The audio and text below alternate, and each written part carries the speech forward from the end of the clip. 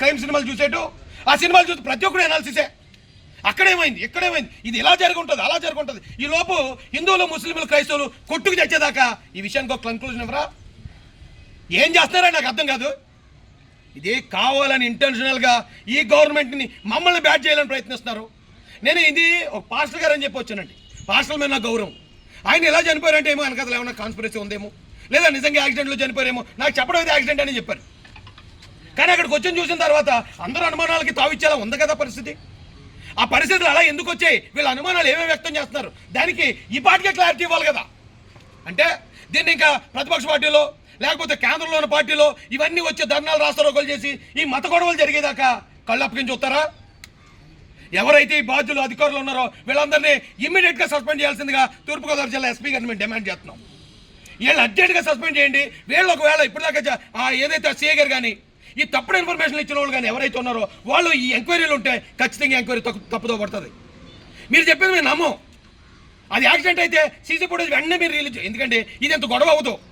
ఎప్పుడో పొద్దున్న మీరు కనిపెట్టారు పోలీసులు డెడ్ బాడీని, ఆ డెడ్ బాడీని తీసుకుని వెళ్ళారు. వెళ్ళిన వెంటనే మీరు ఎంక్వైరీ చేసి ఉంటారు కదా, సీసీ ఫుటేజ్ చూసుంటారు కదా, అది వెంటనే మధ్యాహ్నానికి రిలీజ్ చేసి ఉంటే ఈ గొడవ ఇంత గొడవ అవుతుంది, ఇంత అనుమానం రాదు. ఒకవేళ హత్య అయితే హత్య అని తెలుసును, యాక్సిడెంట్ అయితే యాక్సిడెంట్ అని తెలుసును. మీరు ఎందుకు దాన్ని దాచి కూర్చుంటున్నారు? మీరు ఎందుకు దాచిపెడుతున్నారు దాన్ని? మీరు దాచిపెట్టి 10 రోజుల తర్వాత రిలీజ్ చేస్తే మీరు నిజం రిలీజ్ చేసిన మేము అబద్ధం అనుకుంటాం.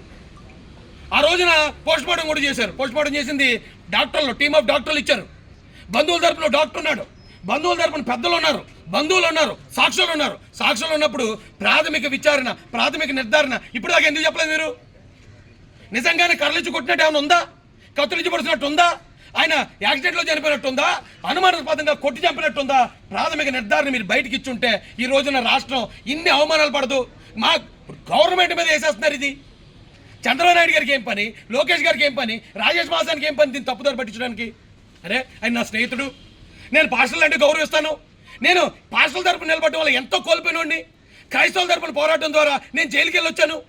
రాజమండ్రిలో నా మీద హత్యా ప్రయత్నం జరిగింది. వీళ్ళ తరపున మాట్లాడటం వల్ల నా ఎమ్మెల్యే టికెట్ కూడా వదులుకున్నాను నేను. అలాంటి నన్నే ఈ రోజున తప్పుడుగా చిత్రీకరించే పరిస్థితి ఎందుకు వచ్చింది? పోలీసు ఇచ్చిన ఇన్ఫర్మేషన్ నేను అక్కడ చూసింది అది నిజం అనుకున్న 90% జనాలు ఆందోళన పడకూడదని మేము చెప్తే మీరు ఆడుకుంటారా? ఇంకా మేమేమో బూతులు తింటాం మీ గురించి, మీరు మాత్రం డ్యూటీ చేయకుండా ఆడుకుంటారా? ఇమీడియట్గా దీని మీద ఈరోజు సాయంత్రానికే విజయవాడ నుంచి ఎక్కడెక్కడ ఎలా దాటుకుంటూ వచ్చాడు. ఆయన క్రాస్ చేసి ఇక్కడ క్రాస్ చేసిన రెడ్ కార్ ఎవరిది? ఆ రెడ్ కార్ ఎక్కడి నుంచి వచ్చింది?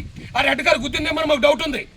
ఆయన పడిపోయిన తర్వాత ఆ తర్వాత ఒక గంట తర్వాత 10 మంది వెళ్ళి ఆయన కొట్టి చంపి ఆయన మీద ఈ బుల్లెట్ పెట్టారని మాకు డౌట్ ఉంది. ఈ కొవ్వూరు టోల్గేట్ ముందు ఆయన మీద దాడి జరిగి ఆయన హెడ్ ల్యాంప్ని కావాలని పగలగొట్టారని డౌట్ ఉంది. ఈ డౌట్లు ఆయన క్లియర్ చేయాల్సింది పోలీసు వారు. మేమేమో మీ గురించి మేము మాట్లాడుతూ ఉంటే మీరేమో నిమ్మక నీరెత్తినట్టు కూర్చుంటే ఏం చేద్దామని? ఏ గవర్నమెంట్ మీద పగబట్టారా? ఇమీడియట్గా దీనికి సంబంధించిన వాస్తవాలు ఇవాళ సాయంత్రానికే కావాలి.